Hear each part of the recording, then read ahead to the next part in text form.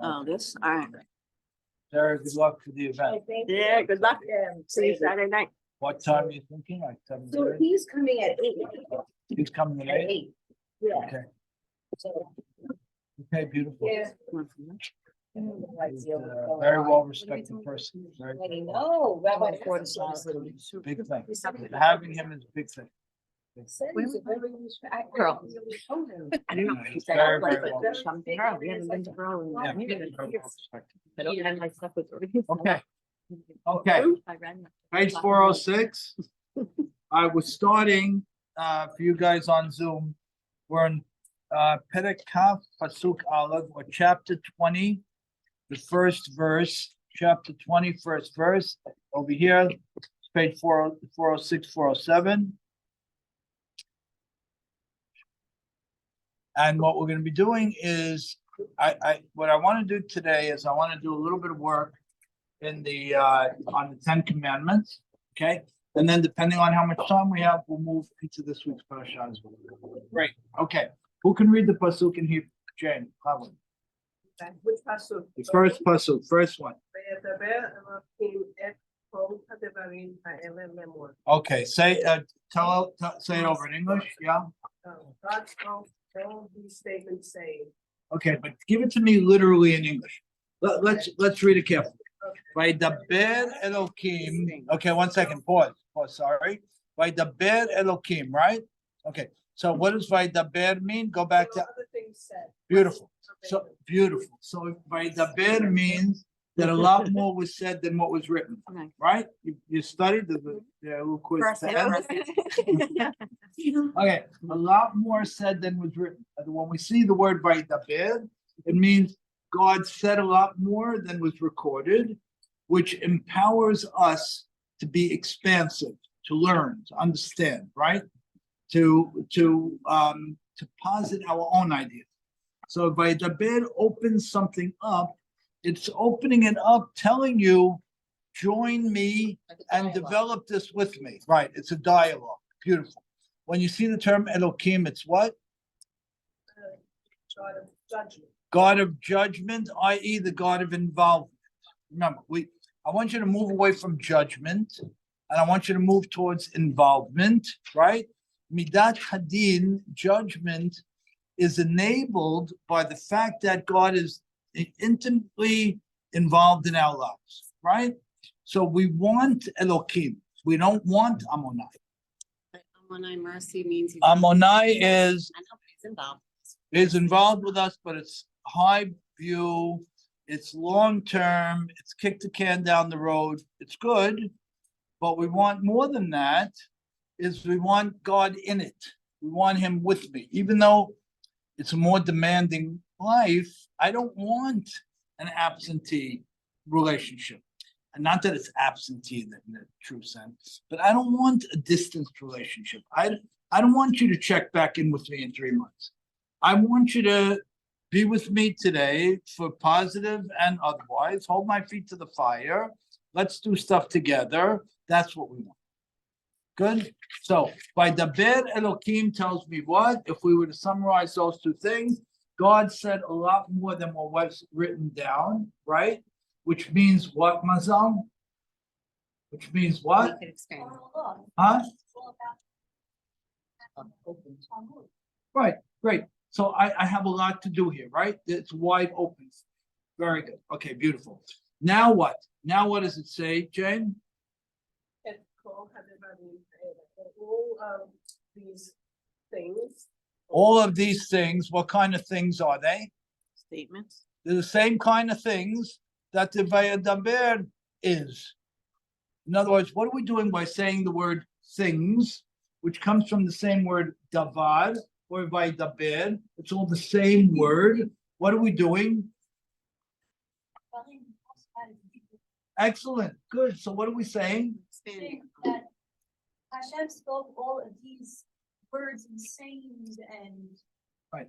And it's incredibly expansive. In other words, you could have simply said Vaydaber Elokim, end of the verse. That's it. You could have ended the verse there, right? when I add the word divarim again, I'm telling you, oh, if you were gonna be expansive, you weren't gonna be expansive enough, go much wider. Wow, the divarim is totally extra, right? Good. Now, what do you want to do with the words The more. et kol? Before we get to them, we'll get to that in a minute. What do you want to do with the words et? Huh? The word et, Shemaim ve'et haaretz, Hashem explained each time you see et, Balosif. Balosif what? Say it in English. Comes to add, because there's much more that was said. It's There's not- much more. One second. I told you there's a lot, much more than I wrote. I told you there's a lot. I added an et, which says there's a lot, right? And then I went one step further. I added the word cause. Hi, how are you? Welcome. How you doing? And then I add the word called, which means what? Oh, wide, as wide as can be. Wow. So if I'm looking at this, what am I saying about these 10 commandments? What am I saying about them? They ain't 10 Right. anything. Mhm. This is a massive world of emerging discovery that HaKadosh Baruch Hu is dropping on us. So when we think of 10 commandments, get rid of that, move over to, this was just the highlights of a very expansive roadmap that we will continue to expand over time. Welcome. What's your name? Karen. Sharon? Karen. Karen. Great. Welcome. So that we will expand over time. Good? Now, but who said there more, right? Me. Sarah said So, there more, yeah, perfect. Amira- Isn't Amira like just what? So Hashem- Amirah is much more specific. So what do you want to do with Amirah? This is what he said verbatim, but there is much more. So that's the question I was gonna ask. Did he say much more? Or are we supposed to understand that there is much more? Okay, beautiful. than He what- said much more, and we have to understand much more. Right, both. Okay, and so then what do you want to do with the more? What do you want to do with that term, which is very hyper specific? We want to say, but don't miss the hyper specifics. Right? Good. So go very wide. But remember, for example, as Mazal noted, that if there's an extra et, an extra the in the verse, you got to be on that too. So I can't go wide and be just glossy, wide, broad. I got to go wide and broad, right? And then I got to go very sharp, very at the point. So this, to your point, gives us, and to, as Mazal was saying, this gives us the license for the Torah Sheba'al Peh, right? For the expansive oral law. This gives us the license for it. And it gives us the license in very strong terms, which means, Sarah, if you come up with an idea related to something, right? We're going to stand up and applaud that. We don't have to say, well, whose idea is that? Or is that what God absolutely meant? If it's in the broad parameters of Torah, that's what we want. Rambam wrote, and Rabbi Soloveitchik emphasized it, he says that we want people to be darshanim. We want you to be expansive. We want you to take it and run with it and give your spin to it. And he says, study as many of the commentaries as you'd like and own them, and that's beautiful. But the most important thing is to be your own commentary, to put your own on it. Again, as long as it's within the broad breadth of Torah. Good? So HaKadosh Baruch Hu, when he's giving us the 10 commandments, they're not commandments at all. They're 10 sayings. Now, if he said, Vayomer Elokim, it would have been the opposite, right? If it was Vayomer, which is God, whatever God said is what he wrote, and this is it, black and white. Ain't nothing to talk about here. It would have been the exact opposite. So when you say things like 10 commandments, get off it. We're going to drop that term. That's just something that was added to it later on. I want you to drop it completely. We'll talk about what it is. When we say that this was some remarkable X, where God teaches us a number of very important things. That's what we want to be talking about. Okay, so far? Cool, good, good. So what does God want to be teaching us? Point one was, yeah, be your own commentary. Be a thinker. Own it. Don't be afraid of it. Don't be passive. Don't be a passenger. Be a builder. Be a writer, right? Be a thinker. Expand on it, right? That's what you want. You want to be engaged. And that's how we engage HaKadosh Baruch Hu, by having a dialogue. I agree with you and I understand completely what you're saying, but don't we have to respect people that were much more on a higher level and much more learned than us also, like, and look at what they extrapolated from it and. 100%. But if that goes to the point where you're doing your own thing, then it's a loss. I should be doing my own thing, but I'm never gonna be on that level. Who says? I'm telling you from now. Who knows what level anybody's going to be on? Nobody knows. And when you have this approach and you go down this road, what happens is you start to unlock the ability to think, ideas, thinking tools that we didn't even know we had, right? That's why this type of platform, God willing, should move people to be thinking differently, to unlock thinking tools that they weren't even sure they had, right? I want you to be discerning. I want you to fight with the verse. I want you to fight with it. It's true. Was Maimonides greater than us? 1,000,000 times greater. That doesn't mean I don't have anything to add. I have plenty to add. And guess what? You know what's that expression in Hebrew, Mazal? When you hit a question that one of the great rabbis hit? They say that you, Baruch shekivanti, right? What does that mean? I thank God I was able to have the same type of sharpness that you could say is definitely medicine. Right. So once again, we have an expression that says, Jane, that thank you, God, for letting me move myself to a point where I hit the same idea that Maimonides hit. So what does that mean? I can do it. Sky's the limit. It means I can do it. Good. So that we want to be engaged with it. We want to be in it. We want to be coming up with our own ideas. Good. Unafraid. Okay. So now the first verse, we got it down. The first verse is really a major call to action, right?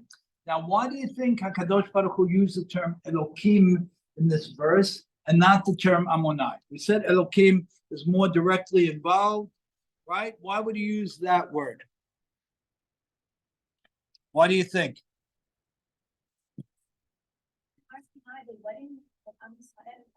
Good. So say it out. Beautiful. Say it out.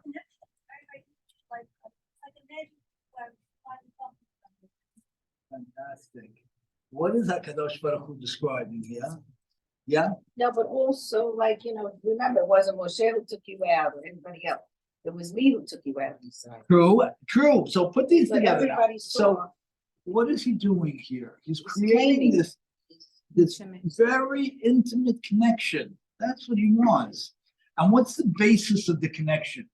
What is he wrecking here? Sounds like it's more than, we go with more definition of there, that he wants us to expand. Sounds like he's with us in the expansion. Great. He's helping us with the expansion. Definitely. And what he's doing, he's egging us, he's calling us, he's pushing us, yeah, and he's partnering with us, right? So what is demonstrated here, and we've talked about this before, that there are no glass ceilings here. There are no glass ceilings. HaKadosh Baruch Hu is coming into our platform, into our reality to engage us. And what we need to do is engage him, right? We need to engage him. And the reality is, as we've spoken about, that the person who has his or her face in a book, X number of minutes a day, will have a different type of life because the engagement is ongoing. That's why we say in Judaism that hatmada or kviut, right? Daily learning is paramount, right? And that's why we said in this context a number of times that 10 minutes a day is supreme. right? If I had to choose 10 minutes a day or an hour a week, ideally I do both. But 10 minutes a day of connection is very valuable, okay? And the connection should always be with a book open, right? With the words in front of me. Good?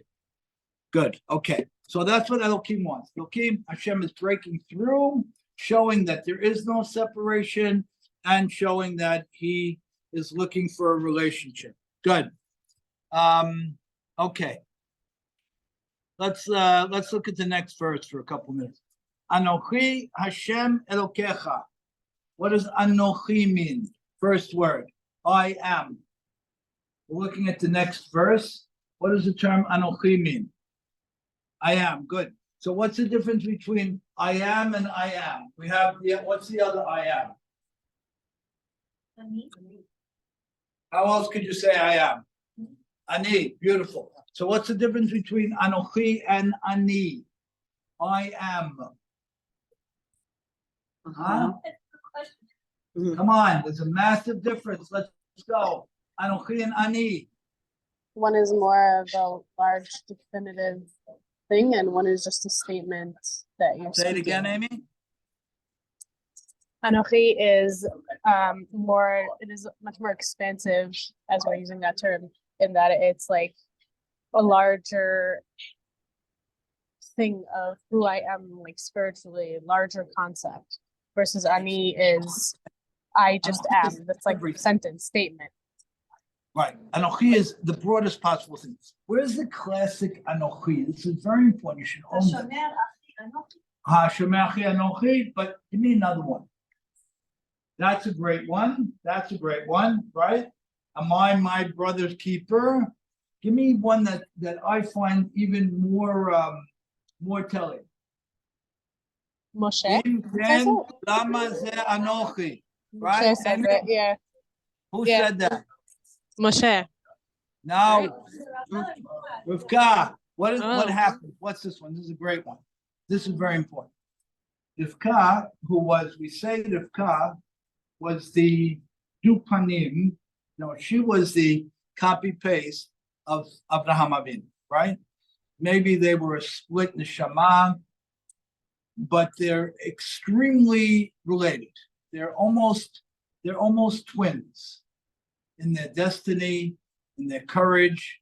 They're two spectacular personalities who really were the drivers of our people, right? So when you think of Rivka, you have to think of Abraham, and you have to line them up just like this, okay? Now, what is Rivka told, right? So she's gonna have twins? She has twins, nations, right? Budding nations. After the Aleno, she can't have children for many, many years, right? She has budding nations in her stomach. And what's their destiny? One will serve the younger will serve the elder, and maybe they'll take turns. Right. And when will their fight end? Never. Right. And they're going to be fighting till when? Till the end of time. Till the end of time. Now, here's a lady who gave up her life to come and marry her husband, left her family, gave up everything, right? Carrying on her back where she came from, right? She never forgets it, even though she should, because she was spectacular. And now, after so many years of suffering, of praying, of wishing for children, she's told, yes, you have twins, but guess what? They will be at each other's throats at war at certain points. One will have the upper hand at other points. The other will have the upper hand until when? Until the end of time. And what does she answer? But that's true. So what? What is my existence? What is anything about me? Why, God? Why me? What does it mean? She's not asking, who am I? Who am I right now? She's asking, who am I forever? In my destiny, my purpose. Why am I here? Why did I make this choice? Why did you choose me for this? That's Anochi. Anochi is everything, the broadest sense, right?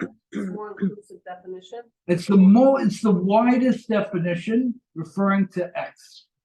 Or yes. Huh? It's the Or essence. yes. Is that what I wrote? Yeah. Oh, yeah. And that, I think, sums up what you're saying. Okay, good. Good? That's what we want. So, You're saying it's all things that make him up, that all the incidences that he encompasses? it's everything, and it's everything. Yeah. It's a person's essence. It's not just an ani. Ani means I'm doing something. Anochi means everything that I am, everything that I could ever be is Anochi. Good. So now how does HaKadosh Baruch Hu, look at the next couple of words. What does he say?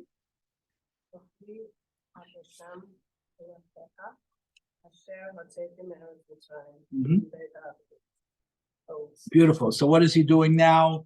He's changing things up from the last verse. He's saying now he's Hashem Elokecha. Right. Like, Beautiful. So what did he change? What did he introduce? He introduced the other side of him, right? So now what is he saying, Sarah? He's saying, I started this conversation letting you know something. I started this conversation letting you know that I will be in your lives directly. And to what extent will God be in a person's life? To the extent that a person is open to that and is living it. Because God could be knocking at the door for 100 years, and the person is walking around doing his thing, having a very nice life, but not engaged on the level that Hashem would love him to be engaged at, or her. So the first thing says, as Mazal said, this is a watershed moment.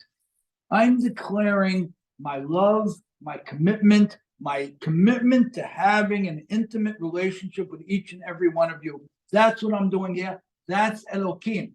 But he's Right. saying it just to his nation. Huh? He's saying it just to his nation. He's It's not- just his nation. That's right. So That's right. that's a more specific. That's right. It's Word. more, it's specific to us and not to others. Very good. And now what is he saying? How are we going to interact with the Ammonai, mercy, long-term, little bit removed, and the Elohim, and the direct day-to-day? Good? And what am I building this relationship on? I'm building it on what? Asher hotzeticha, what did we say? Me'eretz Mitzrayim mibet avadim. I took you out of Egypt, and I took you out of the house of slavery. Now, why is that significant? Why is it significant? Because who would bother with slaves? Like he went to a nation, he's taking them out to make them somebody. Beautiful. So we understand that we're moving from the slavery thing. I completely agree with you. Why do we need the other one? Why do we need the removal from Egypt? What's the point of that? Let's say, Leslie, he got rid of Paro, got rid of him. The Jewish people take over the country, most Ideology. fertile country in that part of the world, right? Fantastic place, fully developed. And let's go. What is he saying when he says, I removed you first from the land of Egypt and second from the house of slavery? What is he saying? He heard their cries. Huh? He heard their cry. It's true, but why? Why? Maybe taking them from Egypt was the greatest country on earth at that point, and their whole ideology, their whole way of life, and he's taking them out of that whole idea of it's not just a physical, it's a Okay, so give me that in mental Egypt. transportation. Give me that in Egypt. Why can't you give me this blissful Torah life in Egypt? What, we're doing it in America, right? Why can't you do it right here? What do you say? Does it have to do with creating peoplehood? What's that? Creating a nation is tied to land more So so it's than creating a nation tied to a land, but create a nation that's not tied to a land. Why not? What do you Doesn't say say? anything about the land yet. Huh? It doesn't say anything. And we about don't know the much land about the land, right? We know the land was promised to our forefathers. But we don't know much more than that, right? yet. Good. So why do we need the land? Karen, what do you think? Come on, work it. Take a shot. What do you think? Why do we need it? We need it for the following type of thing. We hold that, and this is another cornerstone of learning, very important to know, and it explains a lot of things. We hold that the land of Israel doesn't have a God, doesn't have a ministering angel, does not have one, right? Who administers Israel? God does, right? Which means what on a practical level? Huh? Very close to. Very close. Closer there than here, right? Which means what? Which means what? More direct. Excellent. Which means what? He's involved with you. He's more involved over there, right? Good. Which means what? You're not seeing like more righteous. That's right. Say it in English. Have to be much more careful with the mitzvot over there. Good. Because, So that's right. The story there is much more direct, which means that the realities are much more harsh. The good is more good, and the opposite is more the opposite. And it can only be that way. It can never be other than that. It's going to be much more extreme. The realities are going to be much more extreme. You feel things that you feel over there, even as a tourist, that you can't fully quantify and explain, because you're in a place where your involvement with the world, with the earth, with people, with the sky, with God, it's absolutely different. It can't be anything else. So the colors are a little more vibrant. The relationships are a little more intense, right? Everything that goes on is more intense, right? Why do people come back from Israel and have, and have this, they formed a close relationship to the teacher, to the tour guide, to the falafel guy? What is all that about? What it's about is that there's a different intensity because the reality is different, because it's designed differently, because there is no intermediary. And the reality that God wants for us ultimately is that reality. Now, that is a very demanding one, right? To Michal's point, very demanding. You don't have the substitute teacher in the room. You have the head of school is teaching your class, and that person is on it, right? That's what we're talking about here. So when HaKadosh Baruch Hu says, Anochi, everything that I ever was and will be, everything is invested in you, as you said. I'm going to relate to you as Amonai, long-term mercy, forgiving, and as Elohim, in your lives, in the minute by minute, if you let me, I'll be in your lives every minute, and you want that, right? Even though it's more demanding, right? Same way. What do we want of our children, right? We want our children to be as in our lives as possible, right? We don't want casual relationships. Is it much harder? It's much harder. Is it much harder? Much harder. But we still want that. We still want the present from the absentee. We want it. Therefore, I want Elohim. I want Elohim more than anything. And I don't want to push God away. God is sitting there knocking at the door, and I've got to open it. That's typically the system. But in Israel, it's very different. So the blue is going to be bluer. God forbid, the dark is going to be darker. And that's the way it's going to be. So God took us out of Egypt because it can't work in anything but this rough and tumble place. And we haven't figured all that out yet. Why this place? Why is this place impregnated with this Kedusha, with this sanctity? We don't know yet. We're figuring it out. But that's the place, right? And the Beit Abadim is secondary, yeah. If that's the case, then why doesn't it just say on Elki Hashem Elokecha Asher Hotzeti Le'eretz HaKanan? Like, why Egypt? Why does it need to say? Very good. So what do you want to say? I don't know. That's what I'm asking. No, but that's great. No, that's great. So let's first comment on our question. What's great about the question? Well. No, don't answer it. Don't answer it. Oh. Don't answer it. I heard that answering tone. Don't answer it. Comment on the question. What's the comment, Leslie? Come on. What is so great about the question? She's right. It gets to the point. Huh? She's right. It gets to the point much more directly. It gets to But the they point didn't get there where yet. they'll go one step further than that. Heather, right? Good. Heather, what's so great about the question? Come on, come on, work it. Come on, go back to what we said. Don't talk to me about the question. The question, talk to me about the question. Right? Not the question itself, but the question. What's so great about That she's the question expanding. in the broad sense? She's expanding on what's written. That's right. She's in it. Now you're looking at it. Why Eretz Mitzrayim? Simple. Why not Eretz Canaan? That's the way you're supposed to be studying. That's it. Yeah, okay. Yeah, that's what you want. Why once again, instead of saying, oh, that's what God wrote, let me see what if I can figure it out, which has a lot of value, of course. That's what God wrote. Why did he write it? What did he mean?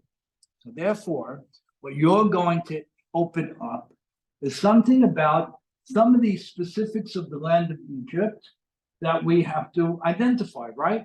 Why say that you took me out of Egypt and not that you're taking me to Israel? Why? So, everybody with Jane on this one? Great. And what do we want to be doing? We want to be spending a lot of time on the question, because that's much more important. Good? Okay, beautiful. Now let's hear an answer, or a possible answer. Well, I was thinking that, Am Yisrael, the way that God fashioned us as a nation, was that we had to first go through the crucible of Eretz Mitzrayim. And that is what forged us as a nation. So. Not enough, not enough, good, not enough. So I don't shut you up, not enough, work it. Come on, work it. No, I'm just saying that's not, I mean, the only reason I brought that question up is because what you were telling me about our connection in Eretz Yisrael and that's the whole purpose, then what did Mitzrayim have to do? We could have been born out of anywhere. Judy, so work it. Very good. So I was thinking, because they were in one state of mind, they were the lowest you could be, which is an Evid. And they had to experience that to become something else, and always remember that. Beautiful, work it more. Take that and work it. Go back to the root word of Mitzrayim. Give me the root. What means what? Crucible, a place of great Constricted, restriction. constricted. Yeah, Mhm. constricted. It's constricted, it's squished, right? So now build it on what Sarah said. Come on. Come on, Oh, go. no, I was gonna say, so that was a state of being, That was what kind of state of being? the lowest you could be. No, so low. Subservient. That's not what we said. Subservient. So you're saying, Right. so in Eretz Yisrael, we're gonna be. Expansive. Expansive. Expansive, and beautiful. More connected. Beautiful, but so no, you went too far. Go back. Meitzad, meitzadim, right? Narrow, sad, constricted, limited, right? This is the land of being limited, being constricted. By the way, where do these names come from? Where do the names of these spaces come from? Huh? Isn't The it sound essence, one of Ah, the- come on. Where do the names come from, everybody? Every name is applied. Every name is applied. It wasn't, It's from their essence, right? it's from the essence. Who decides the names? We do. God does. We make them all up. We make them all up. Every name has a No, meaning, but didn't Bat. right? Avram, right? Avram, you know, the father of a lot of people, the father of everybody. Sarai, Sarah, Yaakov, Eker, Yitzchak, laughter. One thing, is there ever a name in the 24 books of the canon that is an inherent essential name? Of course not. They're all applied. We got to work with them, right? What is Eretz Yisrael? Why not Eretz Yehuda? Why not Eretz Yaakov? Wasn't Yehuda the king? Isn't that where the kingship is coming from? Good. Wasn't Yaakov the father of the people? Really, truly? Of course he was. Why are we calling it Eretz Yisrael? Expansive. How? Excellent. Yes, correct. How?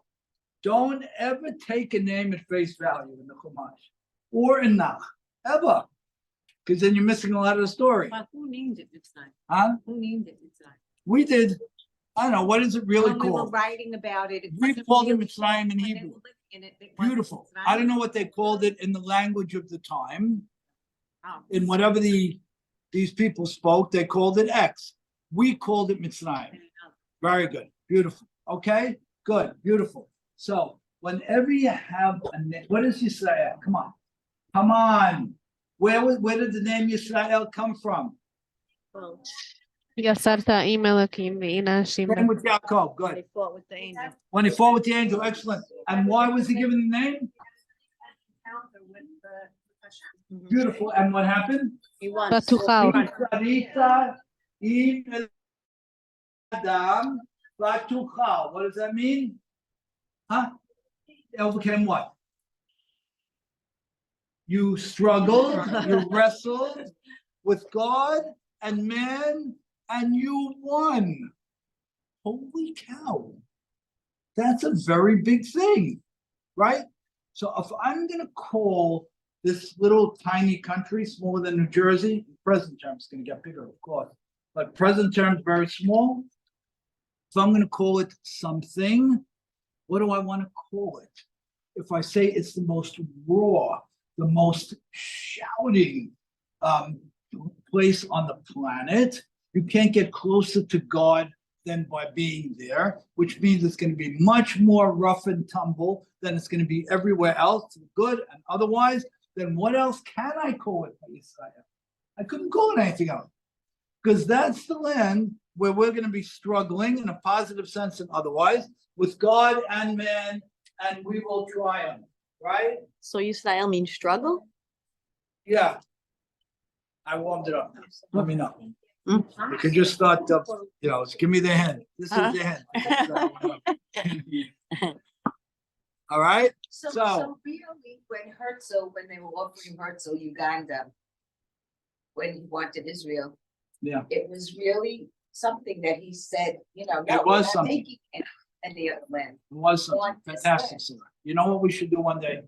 You need more than one day. But what we should do is go to some of the later prophets, right? Prophesied about us coming home to Israel. And they prophesied a couple thousand years ago, and it seemed ludicrous. Jewish people were slaughtered, spread all over the world. The land was destroyed, this, that, all these horrific things. And you're writing about a day when elderly will be walking, they're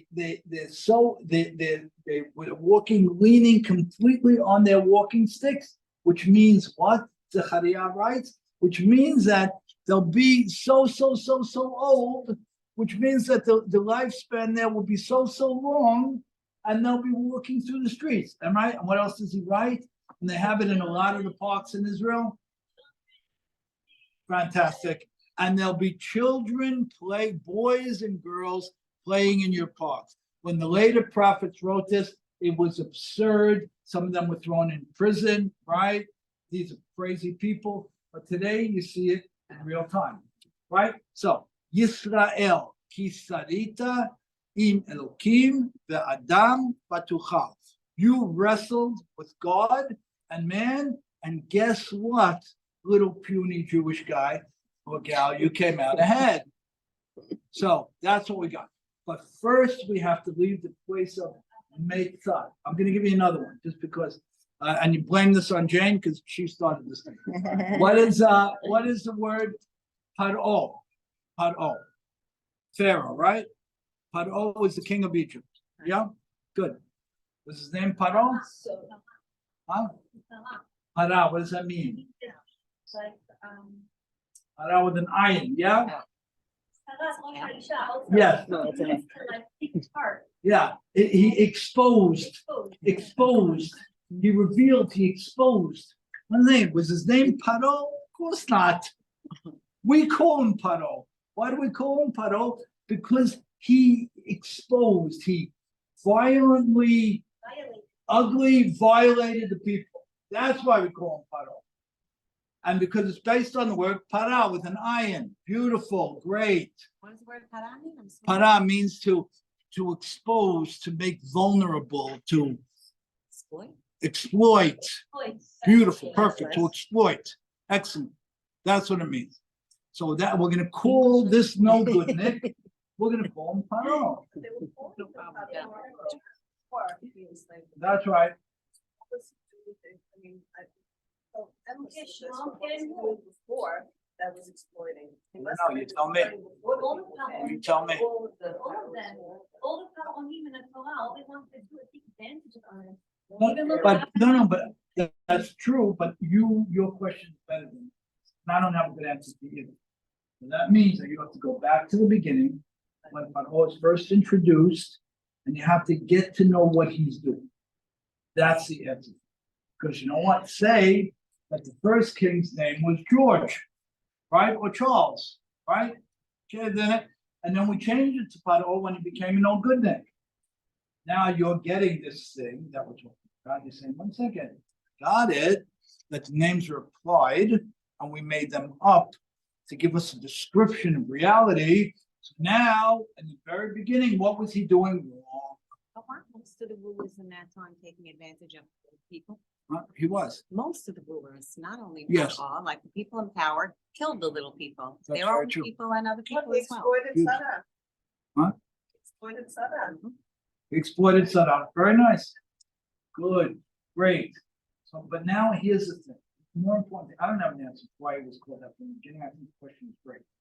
But now you're on a journey. You have to find that. Because now you understand that, right? I'll give you another one. Just for fun. Kimin hayor mishituhu, Moshe.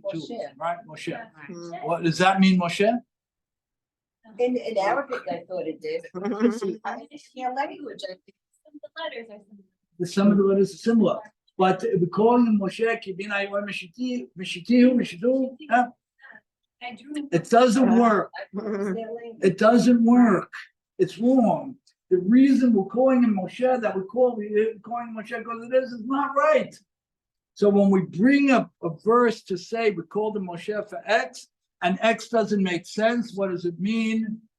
It ain't about pulling him out of the water. It's about something else related to his life, his removal, his direction, and let's call it water. Even though it says it, Even though it says. Do you want to say that Yaakov is about the fact that he held his brother's heel? And that's the beginning of the end of the story? Yeah, what do we have to learn what that means? Good? Okay, good. Every name, I'm gonna tell you one of the challenging ones. Huh? how far could you expand on something that says, and they took it from the water? I mean, it sounds obvious that it's their language, Right. not our language. So how far you want to expand? What did it say in the first verse over here? V'yedaber Elokim et kol hadavarim ha'eleh. I want you to be as expansive as possible. That's what this is about. It's not about buttoning stuff up. You know, what do they say that when someone should learn the Talmud 101 times, right? Shalom. Someone should learn the Talmud 101 times. Well, why? How many times could you learn the same thing? How many times could you learn the same thing? Apparently, How- apparently a lot. You could keep finding new different. That's exactly the point. What do you mean? And the 101st time, our rabbi's right, there's nothing like the previous 100. Nothing like it, because I'm gonna bring new life experience, new understanding from other areas of learning, this, that, good. Okay, let's go a little bit more.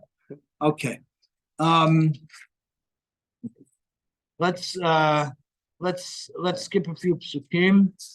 I want to just touch on a few other things. Go to page 410. Zachor et Yom HaShabbat lekadesho. What does that mean? Page 410, 411, top, verse 8.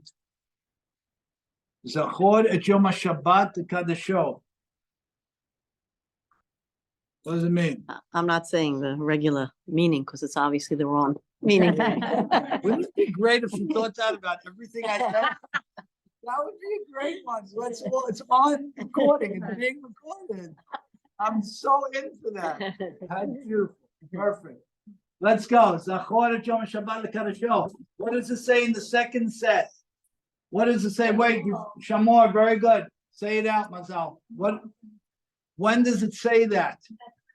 Yeah, in Be'ez Hanan, when Moshe Rabbeinu tells over to the new generation what was told to us in the first time around, he conveniently changes certain words, right? Beautiful, good. What for now? Let's just keep that in the back of your minds. What does Zachor mean?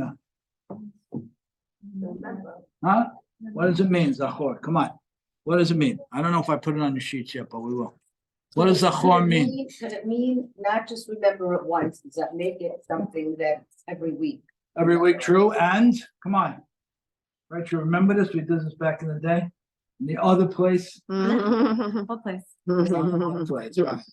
Come on, Zachor, come on. Much money. Okay? To watch it, to guard it. Watch it, guard it. Come on. That's Huh? Maybe Right? it's a different receipt that has the same Mm. storage and it's used differently, so we can. pull out the context. Yom HaZikaron. Yom HaZikaron. Right? Good. Does that help you? Come on. Zechira. We have to remember, we have to Zachor Amalek. no? We are beautiful. Zachor relates to Amalek. Forever, Beautiful. These are forever. all the same word. Talk to me. Come on. What does Zachor mean? It has to be in your blood. Huh? It has to be in your blood. It has to be part of you. More than that, it's true, but more than that. Let's go. Come on. I said we're recreating it, but you didn't like it. I'm with Sarah on it.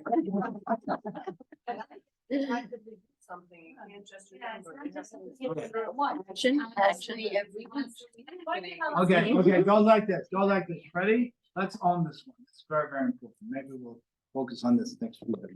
Yeah, let's own this one. Zachor means as follows. Zachor means future, past, present. This is very, very important. Very, very important. Zachor means as follows. I make a decision. Yeah, just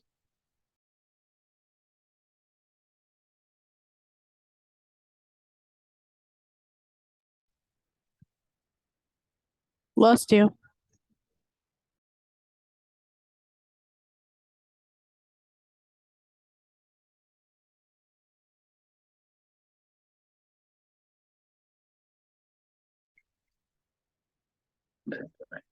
okay.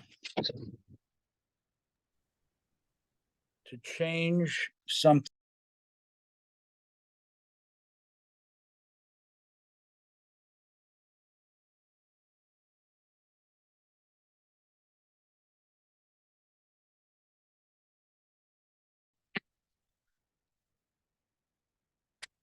Okay.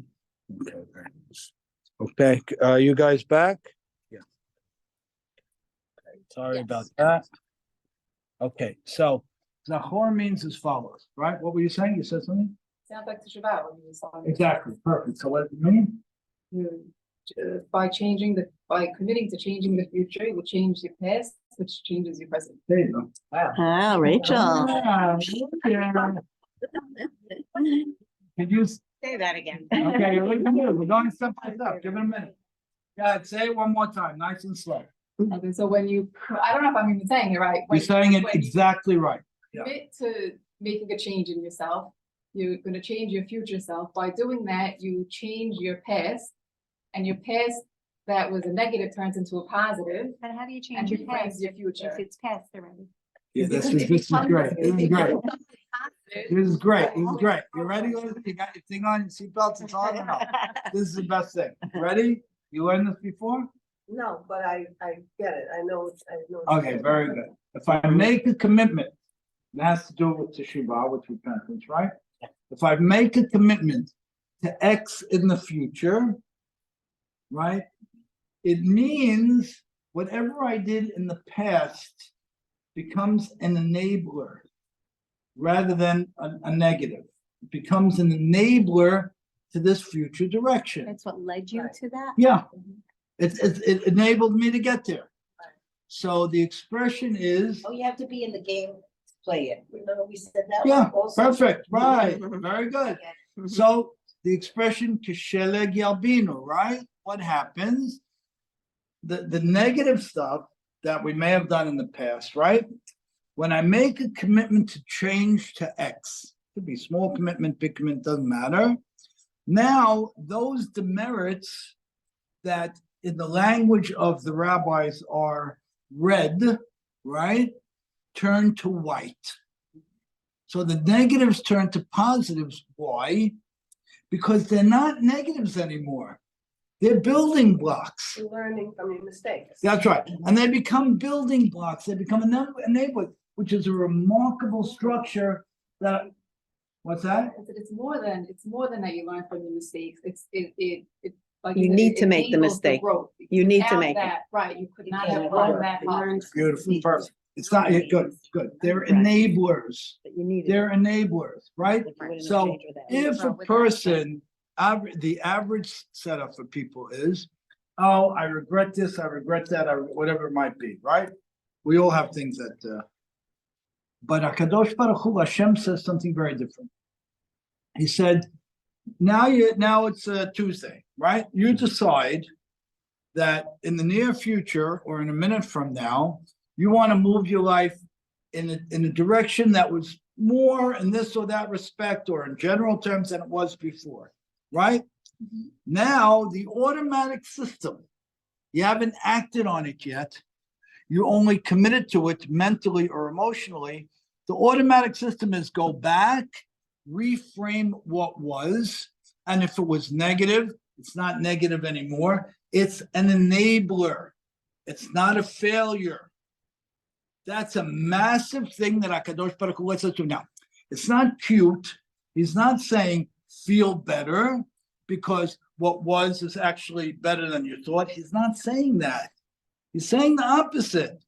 He's saying in real terms, the eternal you that you were composing, that you were creating, that's sitting up in the heavens, that eternal you that had these red marks on it, they are all gone. That's not you. It's a massive thing. In other words, if you tell me you're giving me a second chance, Western logic, right? You're giving me a second chance. Dayenu, that would have been enough. That's not enough. And that's not what Hashem says. Hashem says, Hayom Harat Olam. My world starts this minute, this day. If I want to make a proclamation that I want to move my life from direction A to direction B, this slight change or this massive change, whatever it might be, it's looked upon as this is my first day, which means that anything that was past is not. But what like a murderer or something like that? What about a murderer? Now, does it mean that the person doesn't have to? No, he has to still serve his time. Yeah, it's a service time.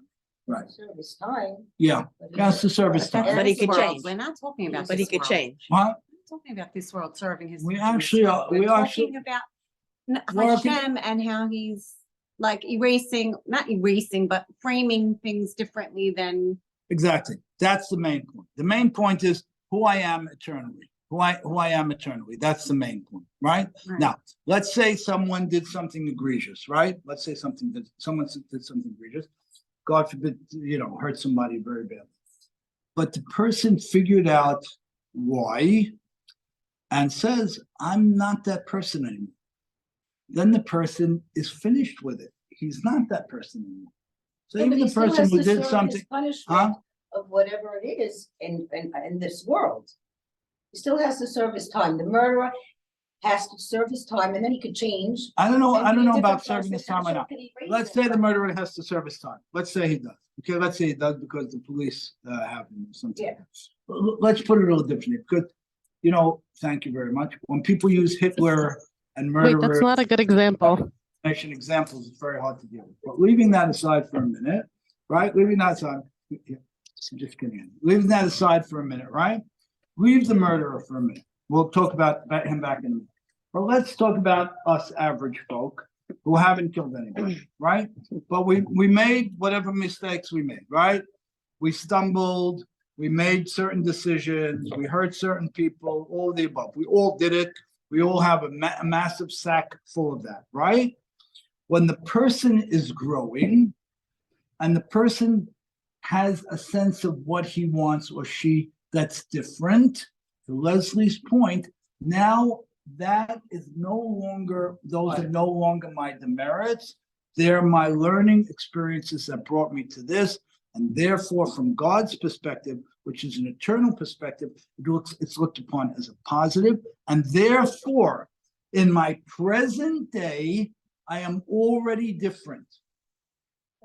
As Rachel said, it's future, past, present. In my present day, I'm already different, right here and now. Okay, let's leave out extreme cases. Let's leave them out for a minute. We're not having this whole discussion now. We can come back to it at some time. Let's deal with 99 point something percent of the population where we did good things and other things. We built people and we hurt people. We made smart decisions and poor decisions, this, that. Everything that the average person does, right? What is HaKadosh Baruch Hu saying from the context of Zikaron? He's saying, if you're growing and you're courageous and you're willing, regardless of where you are in your life, age-wise or otherwise, you're willing to say, I want more,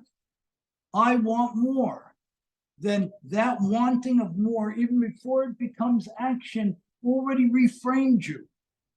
It's the ultimate in God's expression of love for us. He's also saying an iron for an iron. Huh? They're Right. also saying an iron for an iron. So Right. if you do something wrong and then you change the next week, that Right. doesn't mean that you don't have to submit to paying up your debt or acknowledging what you did. Fine. He could forget it afterwards and say, well, that's not the person Right. anymore. This Because you doesn't could look and say feel that it's there's no different. accountability. But yeah, you have to be. Doesn't say there's no accountability. That's not what it says. You're right. Doesn't say there's no accountability, right?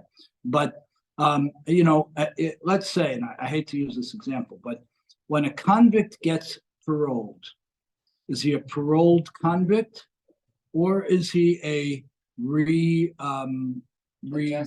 person? It What is depends he? on if he did teshuvah or not. Good, He very good, changed himself. beautiful, Right. perfect, very good.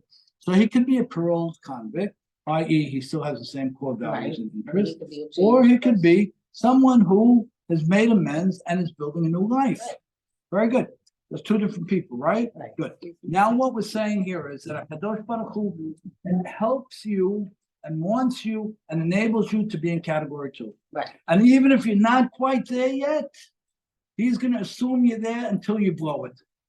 In other words, if a person says, I want to be X and hasn't done anything yet, hasn't put any facts on the ground yet, he's already or she changed the past and become different in the present.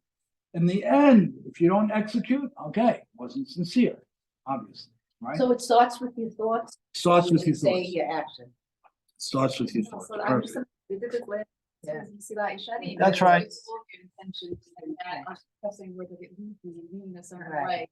Right. And Beautiful. these, you know, Yeah, and then it becomes an iron. I'm Yeah, thinking getting a from call. the mouth, and maybe a good example is Levi.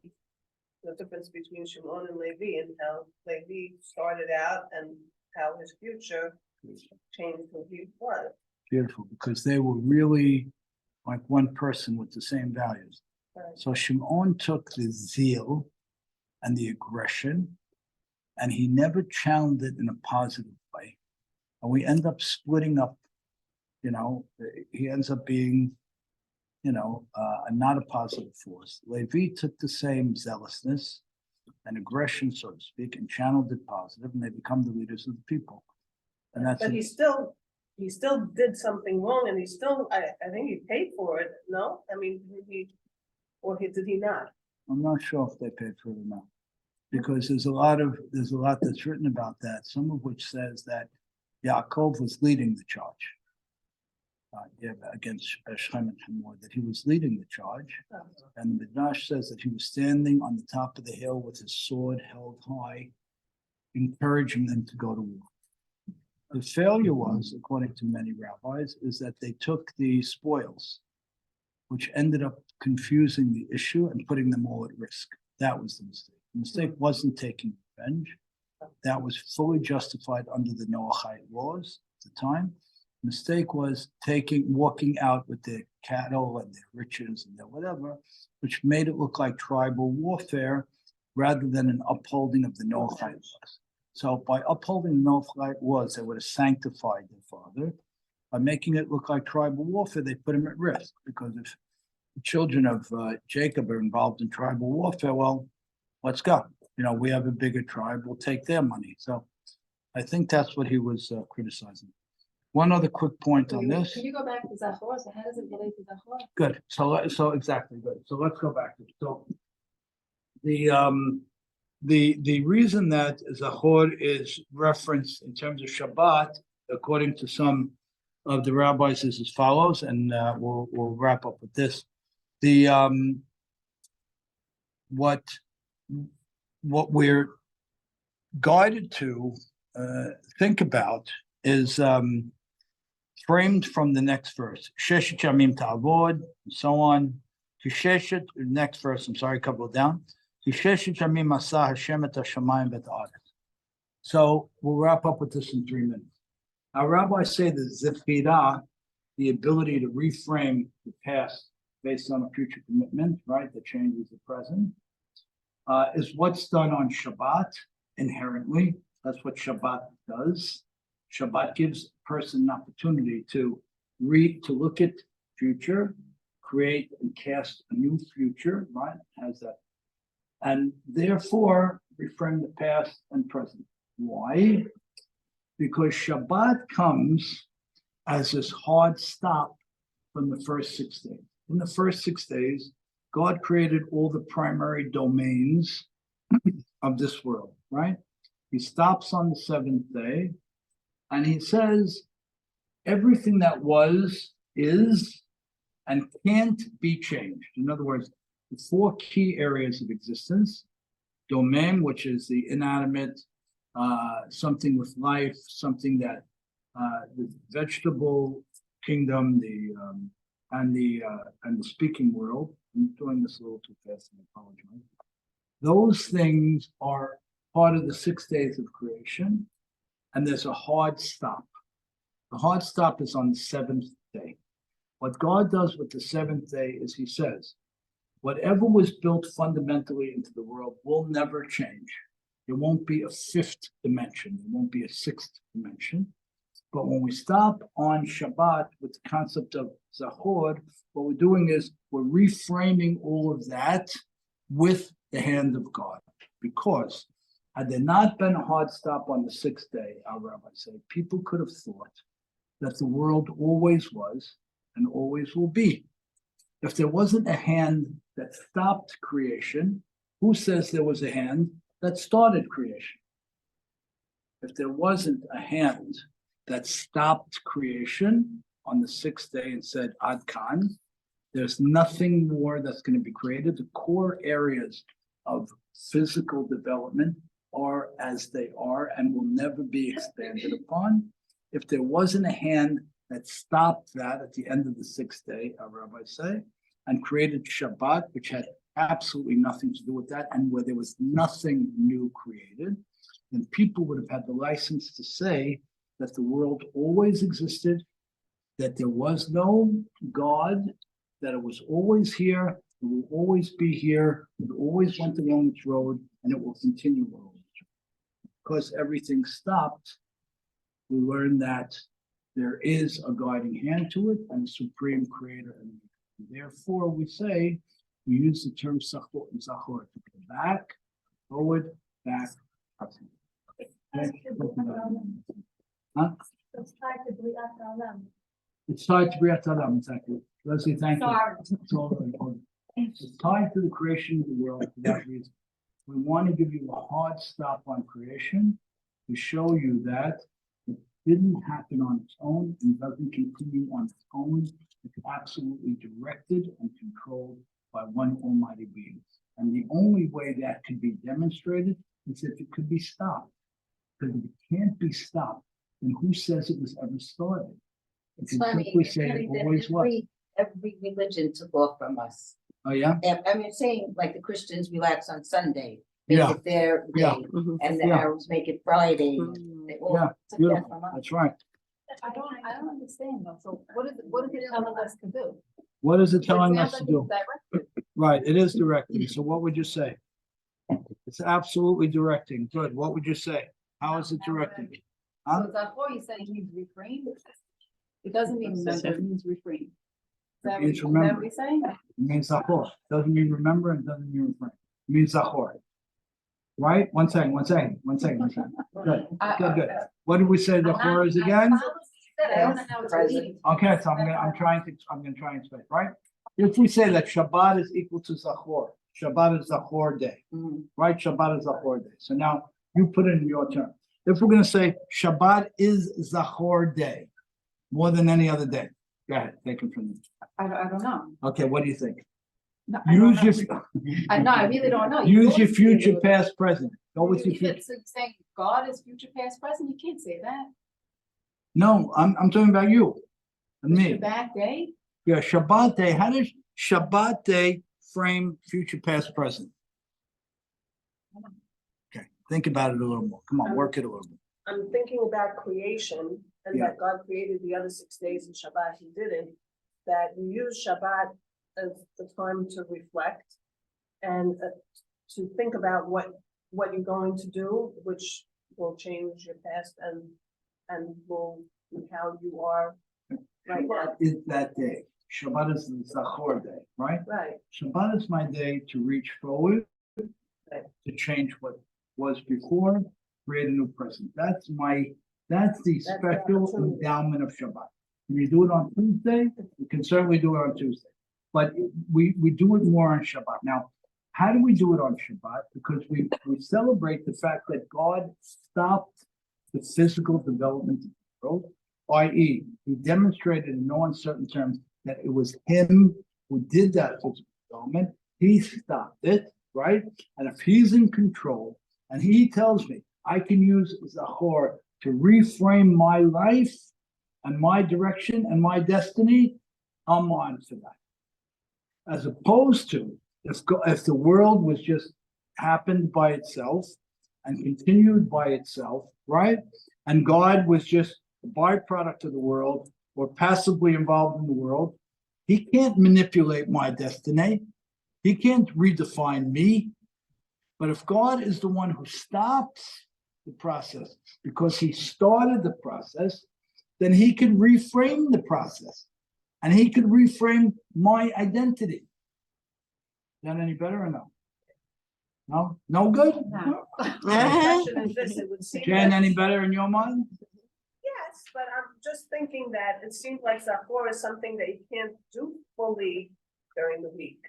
Zachor, it's like you need the Shabbat Right, partner to it to do it. completely. right. Shabbat is the key Zachor day. You don't have Shabbat, you can't really Do anything else. do Right. the Zachor properly. right. No, but you Shabbat and can't Rosh think of Hashanah, the key Zachor days, key Zachor physically. days, right? Key Zachor days. You can do it anytime, but You don't have Shabbat and those days are the key Zachor days. Why? Because I'm celebrating God's control of the world. I'm celebrating God's ability to be the world's master. And that's what we're doing with Shabbat, according to this opinion. We're saying that as follows.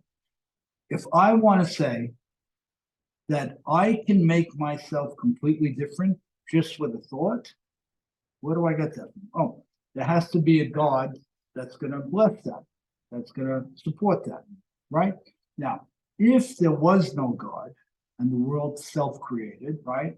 It just kept going and kept self-developing, which might have been thought to be the case had there not been the pause of Shabbat, then Zachor doesn't have a chance. If I want God to tinker with my eternal identity, I need someone to do that. So what are we doing here? We're saying, this is the big Zachor day, which means I'm standing tall and saying, the world didn't happen by itself. It didn't continue on its own. It wasn't a big bang. It wasn't around forever. There was a God who started creation, who stopped creation at a certain point. There's a God who's the master of creation. That God can reframe my creation. He can reframe my life. So would you say that by remembering the creative process? I don't want you to use the word remember. I want you to get off the word remember. I want you to get to the word Zachor, which means that the ability to redefine an existing reality. How does that apply to Amalek? Oh, it applies beautifully now. Applies beautifully. Explain to them, explain your question. If the definition of Zachor is the ability to reframe future. It's the ability to declare a future and thereby reframe the past. The right? ability to wow. envision a future in which you're better. And But what then is that Amalek? somehow changes the past. Beautiful. What is Amalek? We'll wrap in 2 minutes. What is Amalek? Amalek is the power of. Amalek is what?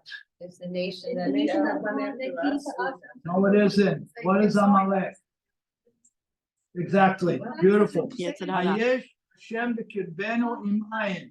That's Amalek. Amalek comes, we create Amalek. There's no such thing as Amalek. Amalek doesn't exist. There's no nation that's called Amalek. There's nothing like that. Wasn't there a Amalek is nation- something that we create, right? Who created Hamas? We did. We created them. We need to know that. As horrible as that is, we need to know that. So what happens? The whole point of framing our destiny, of being able to frame our eternity, to create our identity is exactly Amalek. Because if the only one who could bring enemies upon us is us, there's nobody else. Did we create Amalek by not Zachoring properly? No, What are you saying? How did we created Amalek, and we continue to create Amalek when God is not inside us. we didn't- When we're serving God, when we're worshiping God, when we're doing mitzvot. But the words that are used immediately before Amalek comes on the scene is God within the people or not? And it's very, very different when it's God is within the person, which is exactly what he's pining for with the Ten Commandments, so to speak. To be within, then the whole system is different. Then you'll never have an Amalek. But if God is something who we pay lip service to, we mechanically relate to, we keep the mitzvot of something outside of us, then God forbid, we're gonna have the enemies that we create. Basically, all the We have Shida one is in this world, all the Amalek. What I'm All saying, the the what? Mezikim. The Mezikim, we create the Mezikim. We create. Yeah. Right. So Right. if we really do the Zachor thing, and we really understand that God is right there with us, ready to let us wipe the slate better than clean, because it's not only wiping it clean, it's reframing the slate and changing the slate and empowering us to a whole new life, regardless of where we are in life. A person could do this when he's 119 years old, right? So that's a question about Amalek's purpose. Amalek's purpose, right? First of all, they're the manifestation of our weakness in serving God. So one of their purposes is actually to get us to serve God. That's right. Just to what? It's to get us to serve God. Yeah. And we see that happening right now in Israel. We see it, Massive, yeah. We Shema. never ever want these things to be. We We don't. want to get there on our own, don't with care love, about- with happiness, with safety. We never ever want this. We never. Is that why it's in the Torah? It's written, the Chor, because we will unfortunately always have to grapple with this issue. Exactly. The past, the future, It's past, an present is ongoing- Well, you ongoing. said it with God, that Amalek is descendant of Right. Esau, Esau. so that it's forever. Right. It's gonna be forever until we get it, until we beat it. The day we beat it, the forever comes. The forever ends. The day we beat this thing and God is inside of us and not outside of us, the day we beat it, the game is over, we won, and there's never another Amalek. There can never, ever be another. Is that why they say in the Talmud that the only celebration we'll have in the time when the Mashiach is coming, when we Yeah. overcome Amalek? Purim is another But conversation. that's the whole concept. Yeah, of yeah. Say Amalek. that. Purim and Hanukkah. It doesn't make sense to be the Torah is all about the Chagin. That's what do they mean by that? Purim and it's about Purim and Hanukkah, and it's a little bit of a different approach. We can talk But about more or less around this area where. it. Well, let's talk about it. Let's talk. Mhm. Thank you, everybody. Thank you for coming. Heather, Karen, thank you for joining us. We appreciate it. Where's your sister? She's in Florida. I'm gonna tell you. Oh, okay. Of course. Yes, 100%. Amy, thank you. So my Take care. Carol, thank you. Good to see you guys. Thanks, bye.